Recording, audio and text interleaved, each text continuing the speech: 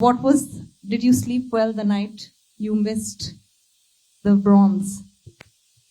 As a athlete ये जो fourth place है सबसे ज़्यादा बैड पीरियड होते उस टाइम।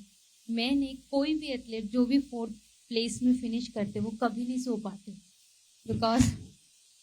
और हमेशा जब भी मैंने इतना ओलंपिक देखा जी, हमेशा एकदम और इतने पॉइंट के लिए वो फोर्थ होते और वो रोते, और जो फोर्थ प्लेस है वो कभी उसको बदल नहीं सकते क्योंकि फोर्थ फोर्थ ही रहता है और मेडल मेडलिस्ट रहते हैं। तो बस उसको हम रोके आगे उसके लिए बेटर क्या करना है वो उस चीज़ के बारे में ही सोच सकते हैं, बट फोर्थ प्लेस जो होते हैं वही उसकी दर्द सबसे ज़्यादा समझ सकते हैं। No, but Deepa, I think you've said in your interviews I've read and I've watched that you've said that Tripura already had a culture of gymnastics. And so you were very much a part of that culture, but things must have changed in a very big way after your explosive performance in 2016. What is the situation now? देखिए after 16 बहुत कुछ change हुआ because after 52 years के बाद हमने Olympic qualify किया था। उसके बाद टोक्यो में भी हमारे जिम्नास्टिक इसमें रिप्रेजेंट किया था। अनलकीली इस बार नहीं हुआ क्योंकि हम 2 कंपटीशन खेल ही नहीं पाए थे सम इश्यूज के वजह से, क्योंकि कुछ क्वालिफिकेशन होते जो पॉइंट्स आते जो हम नहीं पार्टिसिपेट ही कर पाए तो वो कैसे आएंगे। जो भी हुआ, एक जो लोगों का माइंडसेट था कि जिम्नास्टिक ऐसा में नहीं जा सकते, वो माइंडसेट। और त्रिपुरा में अगर बोलूँ बहुत ज़्यादा चेंजेस एज ए इंफ्रास्ट्रक्चर, जो ये वॉल्ट आप लोगों ने देखा उसके लिए बहुत ज़्यादा फोम पिट होते वो बहुत ज़रूरी था, वो पहले नहीं था। आफ्टर ओलंपिक्स के बाद वो फोम पिट हमारे वहाँ पे बना और ढेर सारे जो इक्विपमेंट है वो आए और बच्चे लोगों ने बहुत ज़्यादा इंटरेस्ट लेवल बढ़ा। जैसे पहले ज़्यादा से ज़्यादा 1-2 सेंटर थे, हर एक जगह गवर्नमेंट की हो या प्राइवेट हो बहुत सेंटर बढ़े और सबकी सोचे हमें भी ओलंपिक्स जाना है जो पहले नहीं था।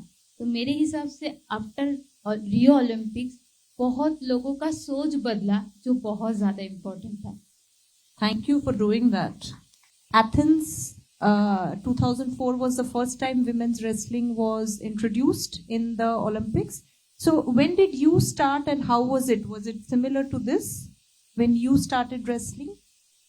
सबसे पहले तो आपने मास्टर चंद्रगिराम जी की बात की, तो उन्होंने रेसलिंग लड़कियों की स्टार्ट करवाई, अपनी बेटियों से शुरू करवाई।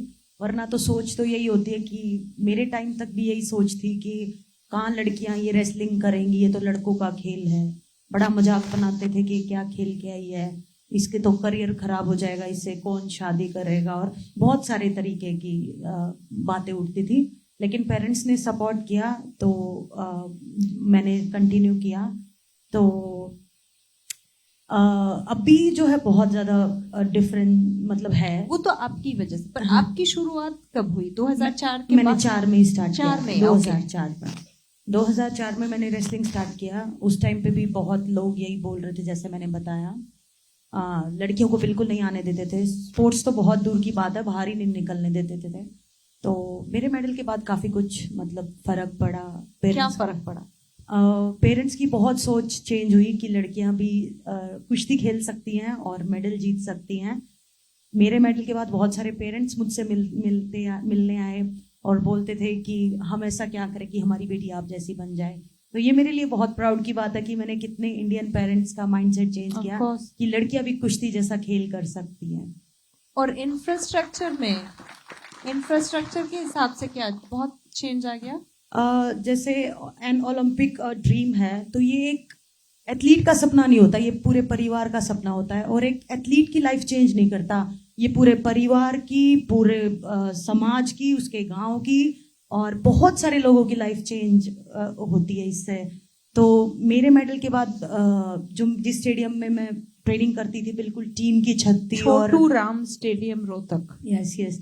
तो टीन की छत थी, बारिश में टपकती थी, धूप में लू आती थी अंदर, तो बहुत डिफिकल्ट था। लेकिन मेरे मेडल के बाद वो एसी हॉल हुआ। अच्छा। मेरे गांव में स्टेडियम बना मेरे नाम से जहाँ वाओ। स्पोर्ट्स होते हैं।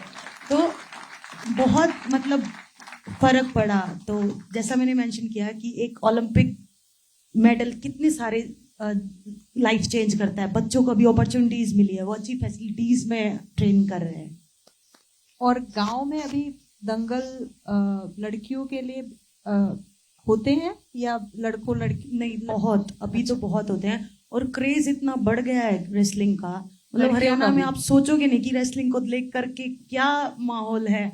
मतलब आप 10 मिनट दूरी पे जाओगे तो हर एक अखाड़ा है, फिर 10 मिनट दूरी पे फिर एक अखाड़ा है, और हर अखाड़े में लड़कियां हैं। अब ये माइंडसेट नहीं है, नहीं नहीं हमारे अखाड़े में लड़कियां नहीं आएंगी वरना हमारे लड़कों को चोट लग जाएगी, ये वो बहुत सारे रूमर्स होते थे कि लड़कियां अपवित्र होती हैं और वो कुश्ती के खेल में नहीं आ सकती है। मैंने खुद सुना हुआ है ये चीजें कि जिस अखाड़े में लड़की ने ट्रेनिंग करना स्टार्ट किया वो अखाड़ा चल ही नहीं सकता है, क्योंकि जो हमारी रेसलिंग खेल है वो हनुमान जी को बहुत मानती है और बोलते हैं कि हनुमान ब्रह्मचर्य थे और वो बहुत बाहुबल था। तो और अब देखो कि कितना चेंज हुआ है कि पहली बार ओलंपिक में 5 लड़कियां जा रही हैं और 1 लड़का जा रहा है।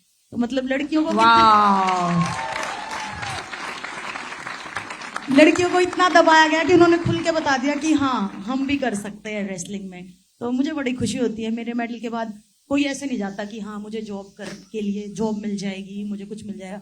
ये सोच के रेसलिंग स्टार्ट करते हैं मुझे ओलंपिक मेडल जीतना है। वाह। और इसका मुझे बहुत खुशी है। पर जितना मैंने मतलब देखा है फोटो में या वीडियोस में दंगल में, तो लड़के जो होते हैं वो मिट्टी जो बॉडी पे लगा रहता है वो खुद ही उस पे पानी देते हैं। मतलब कोई अलग आपने जब खेलना शुरू किया तो लड़कियों के लिए कुछ अलग मतलब टॉयलेट या जहाँ पे आप नहा सकती ऐसा कुछ था कि आप कैसे मैनेज करती थी जब आपने शुरू किया था? मैंने एक्चुअली मिट्टी में नहीं खेला। अच्छा। मेरे टाइम तक जो है प्रॉपर ओलंपिक मैच पे मैट रेसलिंग आ गया था। लेकिन स्टोरी सुनी है जैसे सोनिका दीदी हैं और भी हैं जिन्होंने मिट्टी में खेला है। तो शुरुआत में तो नई फैसिलिटीज थी, कहीं जो टेंट लगे होते थे उनके पीछे जाके चेंज करना प्रॉब्लम्स होती थी, लेकिन टाइम बाय टाइम अभी बहुत। तो छोटूराम स्टेडियम में लड़कियों के लिए टॉयलेट था? हाँ। अच्छा। हाँ मतलब अच्छा। पहले तो ऐसे कॉमन था, लेकिन उसके बाद जब प्रॉपर तरीके से बना तो प्रॉपर चेंजिंग रूम एंड आपके बाद? यस। वाओ।